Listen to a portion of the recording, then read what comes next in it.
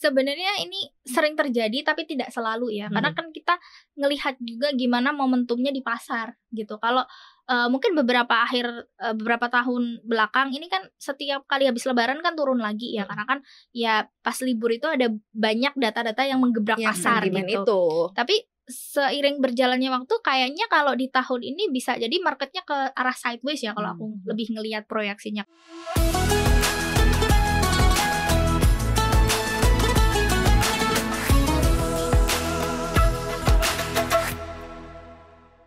Assalamualaikum Sobat Cuan, apa kabar? Selamat datang di Cuap-Cuap Ramadan, sebuah persembahan dari Cuap-Cuap Cuan selama bulan Ramadan. Harusnya sih ini udah Ramadan ya, ini udah kita masuk ke lebaran ya Sobat Cuan ya. Minal aidin wal faizin, mohon maaf lahir dan batin. Mudah-mudahan Sobat Cuan yang sudah menjalankan ibadah puasa selama 1 bulan ini menerima keberkahan ya. Dan juga lagi happy-happy bareng sama keluarga saat ini ya. Kita ketemu lagi di Bukber, bincang isu kekinian biar nggak baper bareng Maria Katarina. Dan ada 2 ciwi-ciwi di sini dikumpulin. Berarti kalau cewek berkumpul waktunya bergosip ya. Kan udah nggak Ramadan soalnya, nggak apa-apa ya gosip ya. Bareng Mbak Maesaro di sini, Head of Risetnya CNBC Indonesia. Apa kabar Mbak Esa? Alhamdulillah. Minal aidin wal faizin, maaf lahir batin juga. Dan juga ada Tasya di sini. Tasya, minal aidin wal faizin, mohon maaf lahir dan batin. Oke, karena ini temanya adalah tema lebaran, tema Ramadan lebaran lah ya. Kita pengen tahu dan ngebahas sebenarnya on our side gitu ya. Atau mungkin kalau ada data yang bisa kita kasih sebenarnya hal-hal yang mungkin unik dan suka terjadi di bulan Ramadan dan juga lebaran gitu ya. Hal-hal yang secara bobo ekonomi ini bener gak sih kayak gini gitu. Gue sih pengen denger dari Maesa, dari Tasya ya. Oke, kita ke mitos atau fakta. Yang pertama, pinjol tumbuh subur jelang lebaran. Bisa jadi ya, karena kebutuhan warga Indonesia itu kan banyak sekali nih, beli baju, kue, tarif kendaraan juga, kemudian belum lagi beli oleh-oleh di sana, ada kewajiban memberi sesuatu di sana juga ya, kemudian juga ada soal makan di sana, biasanya piknik juga. Jadi saya rasa itu akan kemungkinan naik besar, walaupun sebenarnya kan kita orang katanya dapat THR ya, tapi kan katanya THR cuma assalamualaikum gitu doang di dompet kita, kemudian keluar lagi nih, numpang lewat doang nih. Jadi nanti sebenarnya akan keluar lagi dengan cepat karena biasanya justru kebutuhan ketika lebaran itu jauh lebih besar daripada THR yang didapatkan.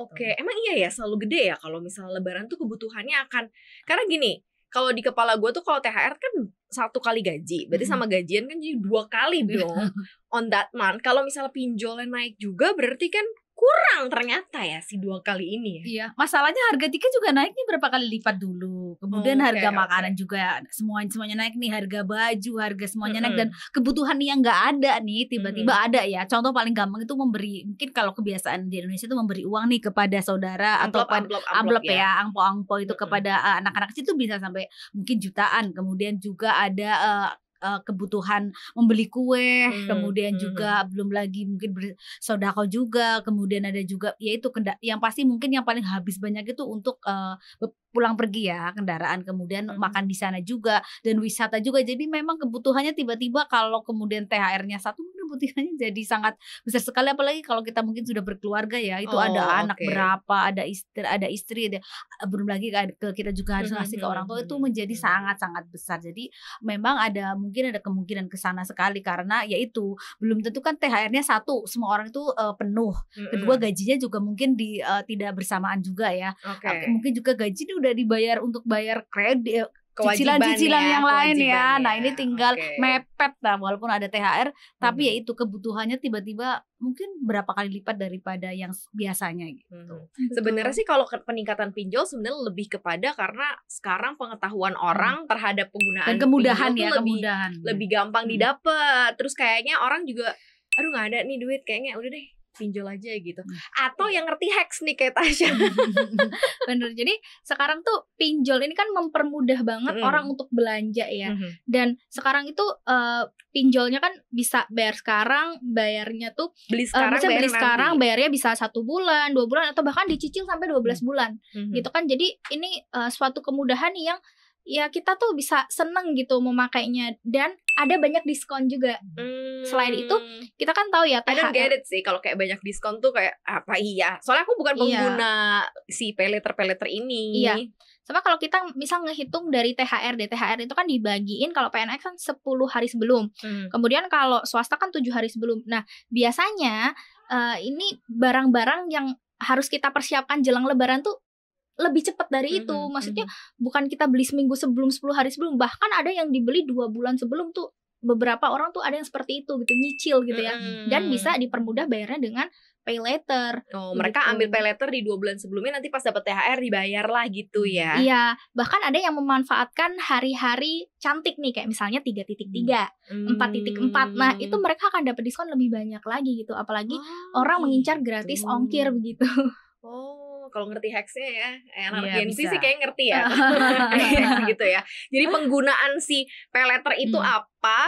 Nggak semuanya buruk ternyata ya. Kalau menunggak, Tahu trik-triknya ya. tahu trik-triknya Iya, itu tahu baru trik-triknya. baru berguna gitu. Dan memang kita kayak melihat bahwa memang penggunaan atau pinjol ini akan meningkat gitu ya, itu selain akses, kemudian ada trik-trik yang seperti itu gitu ya. Tapi kalau misalnya memang Sobat Cuan ambil ya jangan lupa dibayar gitu ya Betul. habis ini ya. Sama diatur juga kalau misalnya kita mengambil kredit gitu ya, ngambil pay letter, itu jangan sampai ini over dari kemampuan kita gitu ya. Karena kalau kita mau mencicil juga kan misal iya nih kita dapat THR dalam lebaran gitu ya. Itu kan udah misal 2 kali gaji, tapi kan misal kita per bulannya yang tadi sebutin Mbak Isa ada cicilan kredit yang lain, mereka udah bayar cicilan-cicilan yang lain. Kan kalau misalnya yang untuk kebutuhan lebaran kita buat cicilan, ini kan akan meningkatkan beban tiap bulannya juga, maka kita harus atur lagi. Nanti kita tinggal lihat ya seperti apa ya reportnya dari pinjol-pinjol setelah lebaran ya. Oke, next, mitos atau fakta. Seluruh sektor ekonomi pasti mendapatkan manfaat dari peningkatan konsumsi selama lebaran. Seluruh sektor. Seluruh sektor, hampir semuanya. Mungkin tidak semua sektor, kalau seluruh sektor kayaknya agak terlalu overall gitu overall kayak ya. semuanya. Tapi kalau semua mayoritas iya, karena jadi kalau ekonomi Indonesia ini puncaknya itu lebaran. Puncak konsumsi masyarakat Indonesia itu ketika lebaran, terutama seminggu sebelum lebaran datang ya. Karena kita tahu nih ada permintaan yang sangat besar dari baju, pakaian, belum lagi sembako, belum lagi soal angkutan tadi ya, transportasi juga, belum lagi soal bahan bakar. Jadi semuanya ini numpuk biasanya, makanya ekonomi Indonesia itu puncaknya ketika ada periode lebaran, dan inflasi pada saat-saat itu juga akan tinggi. Dan sektor-sektor yang pasti diuntungkan pasti ya consumer good, itu transportasi, juga perhotelan ya, karena kan banyak yang nginep biasanya nih. Ada juga mungkin tol, tapi ada mungkin yang sebenarnya pas bagian tertentu justru mungkin mandek ya. Contohnya lagi pembangunan, konstruksi itu kan biasanya justru libur ya kalau lebaran ya, nggak ada pembangunan ya. Jadi memang ada pasti kayak pertambangan juga kan, biasanya tambangnya juga libur gitu ya. Walaupun sebenarnya tambangnya itu juga akan diuntungkan oleh dampak-dampak dari lebaran juga. Misalnya kalau produksi perusahaan itu naik, pabrik genjot produksi itu, otomatis mereka lebih butuh banyak listrik dan batu bara di sana. Nah itu memang ada pasti dampak-nya akan sangat panjang ke sana gitu. Tapi ya kalau mungkin semuanya tidak semuanya, tapi pasti hampir semua mayoritas, karena bayangkan kita itu orang Indonesia 80% orang Islam. Taruhlah mungkin ada 250, itu naikin konsumsi 100.000 aja udah ekonominya berputarnya berapa gitu. Sama mungkin yang lebih make sense, larinya juga jumlah uang beredar kita, persebarannya juga cukup rata betul, ya. Sampai ke desa dusun, karena kan semuanya pulang kampung, rata-rata melakukan aktivitas mudik, makanya uang beredarnya besar, jadi perekonomiannya nggak di satu titik tapi tersebar betul, seluruhan titik gitu ya nggak sih, jadi semuanya masuk ya. Karena kata BI kan sekitar 192 triliun, jadi BI itu harus menyiapkan uang beredar ketika Ramadan itu bahkan untuk 7 bulan biasanya, untuk 7 kali lipat lebih besar artinya ya porsi kesananya. Berarti memang sangat luar biasa pergerakan ekonominya ketika lebaran ini. Oke, karena itu ya, nggak semua sektor sih, tapi hampir mayoritas semua sektor ya kena berkahnya ya. Yang konsumsi ya, berarti jadi masuk engine ya, karena kita kan banyak keluar duitnya pasti buat jajan, jalan-jalan, leisure, healing, bla bla bla, yang ngumpul sama keluarga, pasti itu akan sangat membantu sektor yang berbasis konsumsi. Well, next, market selalu lesu dan sepi selama hari lebaran. karena masyarakat lebih fokus pada perayaan dan berkumpul dengan keluarga. Which is karena libur juga ya. Tapi karena masa-masa sebelum menjelang libur dan juga biasanya abis libur beberapa hari memang kayaknya lumayan sepi ya. 3 weeks until 1 bulan ya biasanya sepi ya, Syah. Iya, betul. Jadi kalau kita ngelihat siklusnya ya, biasa mungkin beberapa tahun ini kan lebaran itu selalu kenanya tuh di kuartal 2, kalau sekarang udah mau masuk ke kuartal 1 gitu ya. Dan memang di periode itu selain karena ada lebaran juga ada dividen di situ. Jadi orang-orang seneng ya ini dapat THR, dapat THR dari dividen juga gitu ya. Jadi uang ini banyak yang keluar gitu untuk nyiapin persiapan lebaran gitu kan. Jadi ya nggak heran gitu loh kalau misalnya marketnya juga agak bumpy di situ. Orang-orang pada taking profit dulu. Jadi memang kecenderungannya sebelum lebaran itu pergerakan marketnya tuh akan cenderung terkoreksi begitu ya. Tapi ini juga bertepatan dengan momen-momen ini jelang Mei, biasanya orang-orang bilang juga ada sell in May and go away gitu juga nih. Pas juga momentumnya di situ di kuartal 2 ya. Kemudian nanti biasanya kalau setelah lebarannya, nah ini kita harus antisipasi juga karena biasa lebarannya kan panjang.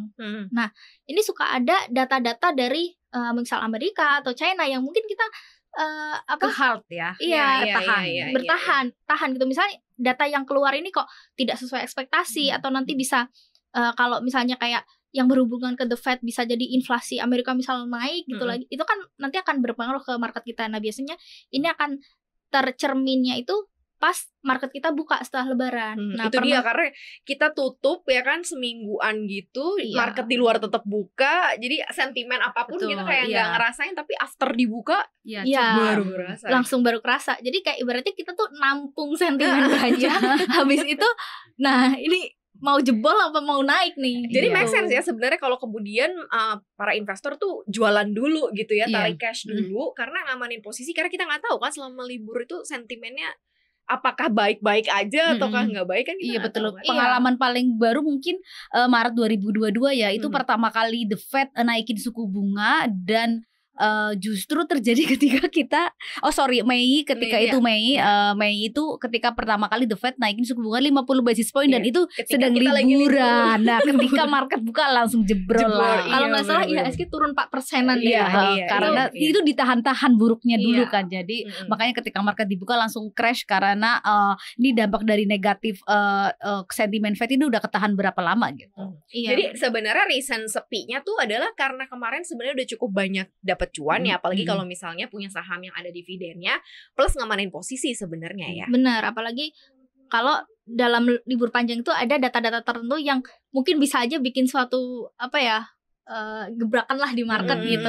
Kayak kalau untuk pekan ini ya mungkin lebih ke inflasi Amerika sama FOMC minutes sih. Syukurnya nggak ada FOMC meeting. Iya. Kalau ada FOMC meeting ya wajar. Siap ya. Oke, tapi kurang lebih emang gitu. Ada reason di baliknya ya ternyata ya. Jadi biar tenang juga ininya liburannya. Bukan gitu karena liburan terus males ya, habis liburan ya. Gak males, tapi karena mau cari posisi aman ya. Oke. Next, pasar online selalu mengalami peningkatan penjualan yang signifikan selama bulan Ramadan karena banyak orang yang belanja online untuk menghindari keramaian. Pasti sebenarnya kalau belanja online kamu lebaran ke Ramadan itu kan akan naik. Tapi kalau Ramadan ini nih tiba-tiba meningkat luar biasa ya, dan bahkan ini lebaran masih seminggu, banyak order-order yang stop, udah nggak bisa. Termasuk ekspedisi ya tidak bisa karena sudah close, mengingat begitu banyaknya sekali permintaan. Akhirnya daripada mungkin ngirimnya telat kemudian mengecewakan pembelinya, mereka sudah ngasih tahu, maaf kami sudah tidak bisa mengirim order tanggal segini, kemungkinan baru akan bisa dikirim tanggal segini. Itu bahkan sudah ada ya dari sekarang. Artinya memang tokonya sih masih buka tapi ekspedisinya udah nggak ngelayanin. Iya, dan gitu tokonya juga ya udah itu barang-barangnya juga sudah habis dan harganya juga tiba-tiba terbang ya. Ini paling gampang nih contoh pribadi ya. Saya itu kan kalau lebaran tuh suka beli beng-beng yang 30 untuk anak kecil itu ya. Oh, gemes banget. Iya, dan coklat. Itu ketika kemarin saya beli awal puasa itu masih gampang sekali. Saya beli sekarang tuh sudah banyak toko yang tidak selain sudah habis pasokannya itu juga sudah tidak bisa mengirim paling cepat datang. Misalnya kan biasanya 2 hari 3 hari nggak bisa. Itu biasanya mereka sudah bilang maaf kami tidak bisa melayani mengirim tanggal segitu sampai. Tapi apakah karena menghindari keramaian? Kayaknya masih banyak loh orang yang belanja ke offline store. Kayaknya sekarang apalagi kan Tanah Abang udah berbenah diri, udah mempercantik diri. Kayaknya sekarang udah lebih lagi ada challenge untuk belanja ke toko pastinya, offline. terutama mungkin karena baju ya. Karena baju kan ada orang-orang yang tertentu yang waduh ini saya harus lihat sendiri. Iya, harus nyoba sendiri. Belum tentu mungkin kayak sepatu juga kan harus nyaman atau enggak. Emang ada beberapa hal yang tidak bisa dibeli di toko online. Tapi untuk hal-hal yang mungkin ya yaitu kue atau mungkin jilbab atau apa mungkin ya pernik lebaran atau beli amplop yang lucu-lucu itu ada semuanya di toko online. Jadi penjualannya luar biasa gede sekali itu, makanya tiba-tiba harganya itu juga naik biasanya. Dan online itu mungkin kebutuhan orang kan sekarang kayak di mana-mana pengennya beli bajunya yang itu dan bisa belinya hanya di toko online ya. Dan toko online kan kelebihannya memang bisa kirim ke seluruh penjuru pelosok wilayah di Indonesia. Jadi kalau misal pengen beli ya mendingan online. Sama price ya sebenarnya harga tuh jauh lebih murah. Jadi aku kemarin tuh aku sama mbakku di rumah nih, mbakku ngotot banget dia tuh pengen beli baju tuh di online gitu. Karena adalah range harga kayak 70-100 ribuan gitu. Karena dia tahu kalau dia pulang ke kampungnya, dia beli dengan baju dan model yang sama, harganya tuh 3 kali lipat. Dia sampai bilang kayak di tempat aku nih 250 ribu kayak gini, 250 ribu gitu. Langsung gue pikir gue yang jualan kayaknya di tempatnya dia. Tapi memang sekarang trennya ini ya, beli online itu malah lebih murah memang. Karena kan secara penjual itu kan mereka ada yang nggak punya toko offline ya, jadi mereka bisa meringankan beban mereka, nggak usah bayar sewa seperti itu. Jadi mereka bisa ngeringanin harga jual gitu kan. Jadi terkesannya lebih terjangkau begitu. Oke, kurang lebih seperti itu ya alasannya kenapa penjualan online nih meningkat gitu ketika bulan Ramadan dan Lebaran. Oke, kita ke next ya. Harga saham selalu turun setelah Lebaran karena investor kembali ke pasar dan melakukan aksi jual besar-besaran. Aksi jualnya udah nih kayaknya sekarang nih ya, gimana Syah? Sebenarnya ini sering terjadi tapi tidak selalu ya, karena kan kita ngelihat juga gimana momentumnya di pasar gitu. Kalau mungkin beberapa tahun belakang ini kan setiap kali habis Lebaran kan turun lagi ya, karena kan ya pas libur itu ada banyak data-data yang menggebrak pasar gitu. Tapi seiring berjalannya waktu kayaknya kalau di tahun ini bisa jadi marketnya ke arah sideways ya, kalau aku lebih ngelihat proyeksinya, karena di sini sempat IHSG itu turun dalam 2 hari kemarin kalau nggak salah, dan akhirnya sekarang udah mulai rebound lagi gitu ya.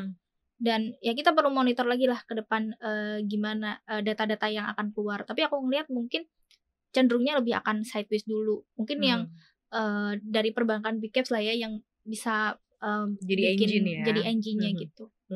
Sebenarnya sih nggak selalu, tapi mungkin kayaknya tahun ini iya deh. Karena kan ya itu April ketemu Mei, kayaknya momentum ya. Iya benar, momentumnya. Ini kayak is about prediction sih ya nggak sih Syah? Iya, sama sebenarnya habis ini kan biasa orang-orang nunggu RUPS batubara ya. Nah biasanya kalau ini deket dividen juga, ya ini bisa bikin marketnya bumpy lagi gitu. Karena biasanya ya emang sebelum come date dia akan masuk dulu. Dan tapi kalau kita ngelihat asing juga ya, kan ada BlackRock, Vanguard itu kayaknya mereka udah kelihatan mulai akumulasi itu dari 2 bulan 3 bulan lalu malahan di saham-saham batubara gitu ya. Dan mungkin aja pas udah dekatin dividennya malah bisa aja turun lagi, karena biasa lah fenomena dividen gitu sih ya. Apalagi yang yieldnya gede biasanya diturunin juga gede gitu. Jadi ya siap-siap aja sih. Tapi kayaknya kalau investor Indonesia kayaknya udah lumayan sih tren-tren yang terbentuk gitu ya sebelum Lebaran. Lagi Lebaran gimana nanti afternya ya tergantung sentimen selama libur itu ya Sobat Cuannya. Oke, next. Hari Lebaran adalah waktu yang tepat untuk memulai usaha atau investasi baru. Iya, sebenarnya memang ini terutama untuk sektor-sektor tertentu ya. Ini terutama nih ibu-ibu nih yang pintar masak, yang pintar bikin kue. Itu biasanya tiba-tiba kan kalau itu pertamanya dari mulut ke mulut ya. Kemudian rendangnya enak loh, terus nanti kemudian tiba-tiba begitu banyak dapat pesanan. Kalau kemudian itu berlanjut itu bisa menjadi bisnis baru. Itu bukan cerita 1-2 orang ya, itu banyak sekali cerita. Soalnya saya ada beberapa iya, ada beberapa teman nih karena masakannya enak, kemudian diminta 1-2 kemudian keterusan. Jadi malah dia keluar dari pekerjaannya dan fokus ke bisnis yang baru nih.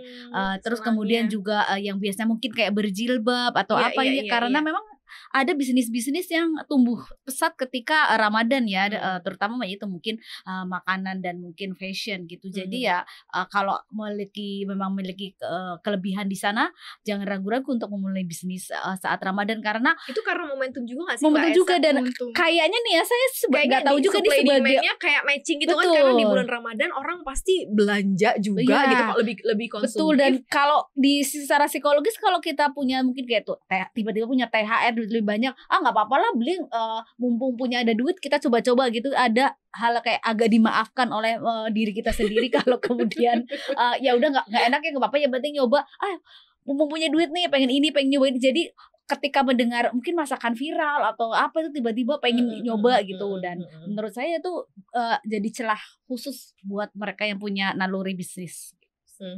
Iya ya, fashion, makanan ya, rata-rata tumpah ruah tuh yang tadinya nggak usaha jadi usaha gitu ya. Kalau investasi, takjil juga itu kan banyak orang-orang yang tiba-tiba jualan kan, tiba-tiba jualan takjil gitu kan, takjil sebelah rumahnya itu takjil. Tapi kalau investasi baru iya nggak sih? Investasi balik lagi ke investor ya, kita kan malah ngelihat kalau lebaran itu kita udah ngelihatnya forward looking dari 2 bulan atau 3 bulan lalu. Yang namanya investor kan kita melihat peluang itu gimana prospek ke depan kan akan meningkat gitu ya. Jadi kita mungkin ngelihat kayak sektor-sektor yang bergairah gitu sekarang kan, kayak consumer, retail gitu kan, itu kan sekarang mungkin udah kelihatan naiknya. Tapi biasa investor ya udah akumulasi dari 2 atau 3 bulan sebelum, seperti itu. Oke. Jadi kalau menentukannya misalnya kayak after lebaran terus kayaknya saham harganya udah oke nih untuk masuk, itu kira-kira sebuah analisa yang mungkin bisa digunakan nggak sih?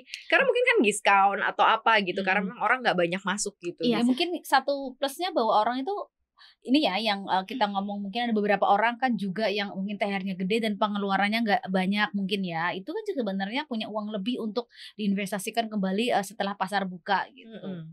Iya. Itu bisa ada pilihan. Sama satu lagi biasanya nih, ketika anak kecil nih tiba-tiba ya banyak sekali punya uang nih kalau lebaran, biasanya orang tuanya kemudian membuka investasi untuk anaknya, mungkin menabung, kemudian mungkin juga biasanya sih ini ya membuka tabungan untuk anaknya atau dibeliin emas, karena jangan salah nih ya Kak Maria, anak kecil di Tebes itu bisa dapat jutaan kalau lebaran ya. Iya sih emang. Iya. Kan tiba-tiba kaya, kitanya yang miskin ya, orang dewasa miskin, anak-anak tiba-tiba nih sangat kaya. Makanya ini investor, orang tuanya keluarnya juga jutaan. Nah ini nih para ibu-ibu nih ya yang jangan jadi investor bodong, kasihan. Ini investasi. Kalau anaknya ini punya banyak duit tiba-tiba di jutaan, bayangin punya anak 3, ada yang anak kecil mungkin ada yang dapat 2, ada yang 3, ada yang 1 juta. Investasikan dengan benar ya, jangan jadi investasi bodong. Jangan masuk dompet mama ya. Uang yang mana? Benar. Mama, kemarin aku dapat uang ini. Uang yang mana ya? Lupa ingatan. Udah buat makan.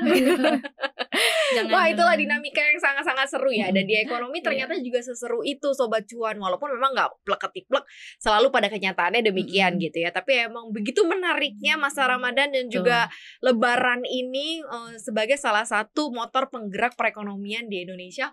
Bukan hanya ekonomi real, tapi investasi juga sama gitu ya. Thank you banget Sobat Cuan. Setelah dengerin podcast kita, boleh silakan lagi nanti ya silaturahmi. Kalau ini dengerin kita dulu ya. Terima kasih loh udah dengerin cuap-cuap Ramadan yang hadir selama bulan Ramadan. Jangan lupa juga untuk saksikan cuap-cuap cuan pastinya di konten podcast kita di aplikasi Google Podcast, Apple Podcast, Spotify, dan Anchor. Follow akun Instagram kita di @cuap_cuan dan subscribe YouTube channel kita di cuap-cuap cuan. Terima kasih ya Sobat Cuan ya. Happy terus. Minal aidin wal faizin, mohon maaf lahir batin. Maria pamit. Aitsa pamit juga. Siapa pamit. Bye.